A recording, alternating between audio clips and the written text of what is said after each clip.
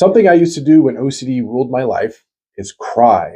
I cried all the time. I cried about sad things. I cried about happy things. It wouldn't take much to set me off because I was in such a heightened state of anxiety, depression, anger that I cried all the time. And I realized that crying is ultimately a compulsion, especially when it pertains to OCD.